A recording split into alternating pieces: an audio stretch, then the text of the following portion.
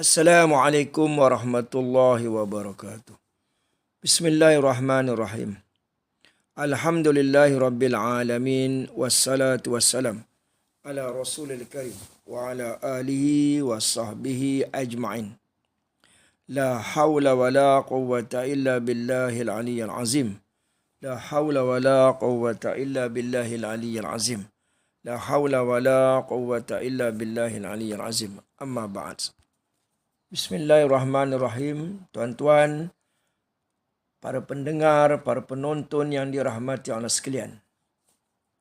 InsyaAllah pada pagi ini saya akan kongsikan satu tajuk, iaitu ibadah bangkai bernyawa.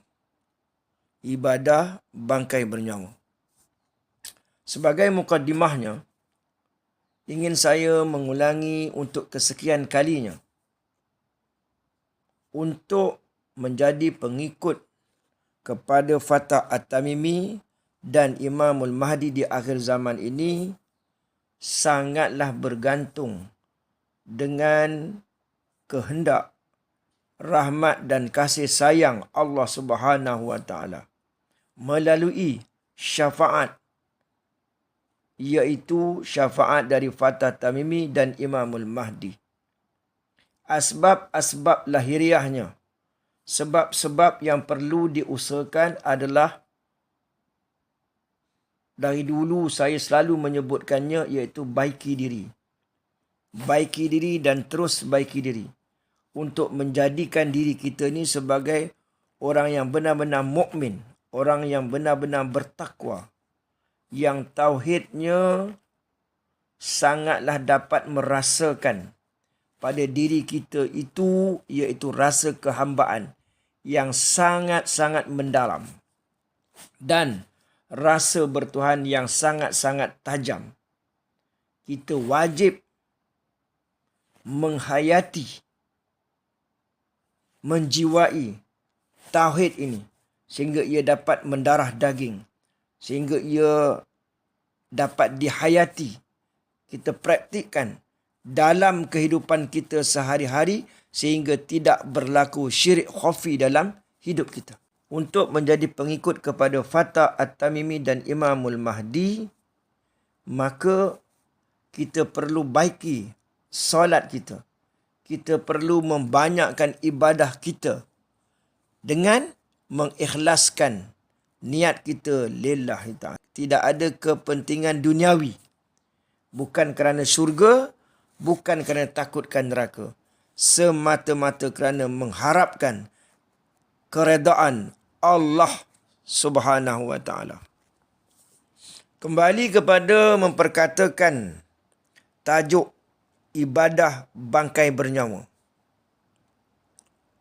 Sembahyang fardu atau sunat adalah ubat penyakit hati yang berbagai-bagai jenisnya. Penyakit hati ni penyakit jiwa lah, penyakit rohani. Membaca Al-Quran adalah pil pengubat penyakit jiwa. Tadi saya sebutkan sembahyang fardu, sembahyang sunat ni ubat penyakit hati. Juga termasuk ubat penyakit hati atau penyakit jiwa ini adalah dengan membaca Al-Quran. Ikhlaskan lillahi ta'ala. Penyakit manusia yang penuh dengan mazmumah, yang merupakan barah rohaniah. Jadi mazmumah ni apa dia? Penyakit hati, penyakit jiwa, penyakit rohani atau penyakit rohaniah. Barah rohaniah. Dan lain-lain penyakit rohani yang banyak itu membahayakan manusia. Penyakit rohani ini akan menular ke anggota lahir manusia yang merosakkan manusia lain pula. Maka zikir yang menjadi wirid sejenis ubat rohani manusia juga. Jadi ada penyakit rohani, penyakit hati, penyakit jiwa, ada ubat-ubatnya. Sembahyang fardu, sembahyang sunat, baca Al-Quran, zikir. Kalau kena cara dan peraturannya, boleh menyembuhkan penyakit rohani manusia, insya-Allah. Dan penyakit rohani manusia itu juga disebut sebagai penyakit batin manusia yang berbagai-bagai jenisnya. Ada penyakit bakhil, tamak, pemarah, dengki, dendam, riak, ego, megah, ingin nama, glamour, sum'ah, cinta dunia dan lain-lainnya. Kita tanya diri kita sekarang ni, termasuk diri saya sendiri. Kita masih ada tak penyakit-penyakit ni? Ada lagi tak dalam diri kita sifat bakhil, tamak, pemarah? Ada lagi tak? Dengki, masih dendam, riak? Ada lagi ego tak? Megah, ingin nama, glamour, sum'ah, cinta dunia? Jadi kalau ada, maknanya kita belum lagi menjadi mukmin yang benar-benar yang dikehendaki oleh Allah Subhanahu Wa Taala. Berfikir juga boleh mengubat penyakit rohani manusia kalau kena caranya. Berfikir, maknanya setiap saat, detik dan ketika itu tidak sia-sia. Boleh mendapat pahala, boleh menjadi sebab untuk mendapat rahmat, untuk mendapat syurga. Berfikir pun boleh dapat pahala. Boleh mengubat penyakit rohani manusia kalau kena caranya dengan izin Allah Subhanahu Wa Taala. Jadi berfikir ini adalah sejenis ubat yang bersifat maknawi dan rohani juga. Apa yang telah saya sebutkan tadi semuanya ubat. Ia juga dikatakan sebagai ubat hati dan jiwa. Ubat nafsu yang sangat jahat, yang liar dan rakus. Jadi ubat nafsu, nak kalahkan nafsu tadi. Nafsu macam mana? Nafsu ni sifatnya antara lainlah rakus, gelojoh, subhanallah, na'udzubillah, sombong, bodoh, merangsang dan mendorong. Tegasnya berbagai-bagai bentuk ibadah yang ada dalam Islam ini semuanya adalah ubat jiwa. Yang dikatakan ibadah tadi, apa sahaja yang boleh dikatakan ibadah tu, sebenarnya itu adalah ubat jiwa. Supaya manusia sembuh daripada sebarang penyakit rohani yang berbahaya. Jadi bila dah tak ada penyakit rohani, bila dah tak ada penyakit hati, bila dah tak ada penyakit jiwa, penyakit batin ini, tak adanya barah rohaniah ini, maka masyarakat dapat berkasih sayang, bertimbang rasa, rasa bersama, bekerjasama, bahagia dan harmoni. Ini penting. Sebab tentera-tentera Imamul Mahdi ini sebenarnya sifat mereka sangatlah berkasih sayang, bertimbang rasa, bekerjasama, bersangka baik antara satu sama lain. Tapi, ini nak kaitkan dengan tajuk ni, ibadah bangkai bernyawa ni. Tetapi dalam masa yang sama, ada ramai orang yang beribadah yang tidak sampai matlamatnya. Tidak sampai matlamatnya artinya tidak boleh menyembuh penyakit jiwa atau hati mereka. Patutnya dengan beribadah, selesailah penyakit jiwa, selesailah penyakit hati. Tapi tak sembuh.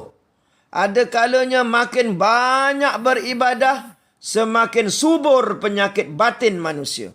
Semakin banyak beribadah, semakin cinta dunia.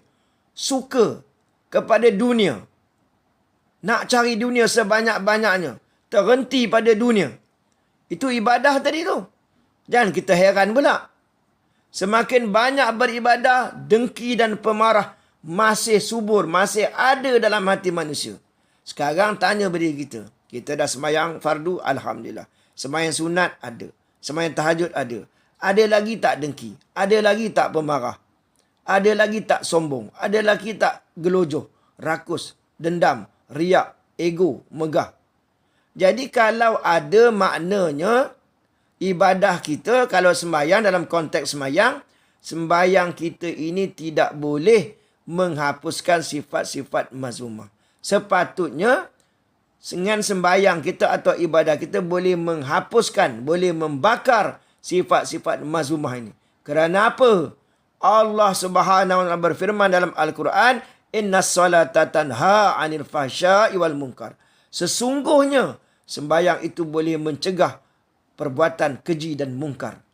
Jadi kalau sembahyang kita, ibadah kita tidak boleh membasmi mazmumah penyakit dalam hati kita ini, bermaknanya ibadah kita tadi, solat kita tadi ada something wrong, ada tak kena, tak sampai matlamat. Semakin banyak beribadah, kasih sayang tidak ada. Bela membela tidak pernah ada di dalam kehidupan manusia. Bila manusia susah, sepatutnya kita bela. Rupanya ibadah manusia itu tidak boleh mengubat penyakit rohani manusia. Bila mana penyakit hati kita ini, penyakit hati kita masih ada, mazmumah masih ada. Jadi bila kita beribadah, ibadah yang tidak ikhlas, rupanya dia tidak boleh mengubat penyakit rohani manusia. Padahal Allah suruh beribadah. Tujuan beribadah tu untuk apa? Untuk berubat, menghilangkan mazmumah yang berbahaya. Kalau penyakit tak sembuh, kita dah semayang, dah ibadat, dah zikir, dah baca Quran, dah selawat Nabi, dah banyak dah. Jadi kalau penyakit tak sembuh, sudah tentu ibadah itu banyak yang tak kena. Ibadah tu mungkin tak faham, tidak dihayati sampai ke jiwa. Maka ibadah yang macam tu namanya ibadah rangka sahaja. Dia tak faham, dia tak menghayati, dia tidak ikhlas, dia tidak khusyuk. Jadi ibadah ni namanya ibadah rangka saja. Ibadah bangkai bernyawa namanya.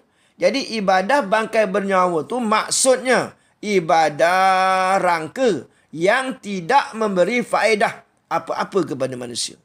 Ibadah yang tidak boleh mengubat penyakit rohani manusia.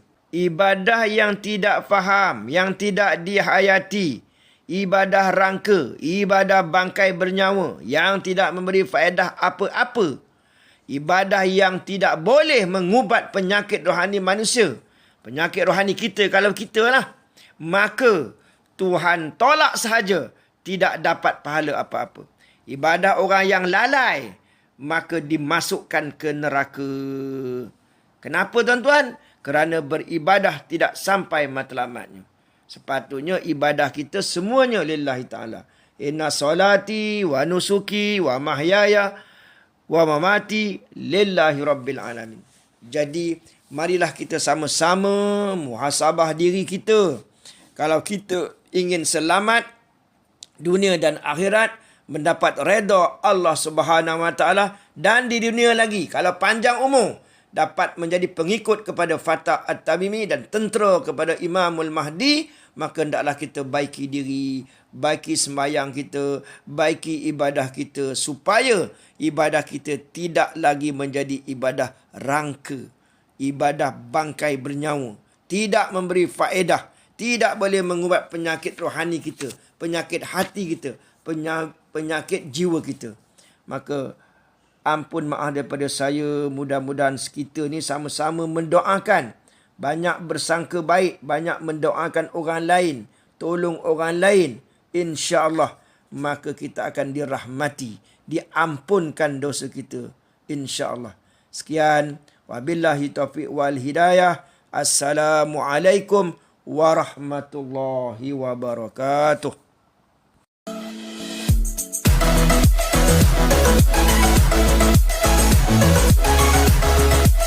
We'll be right back.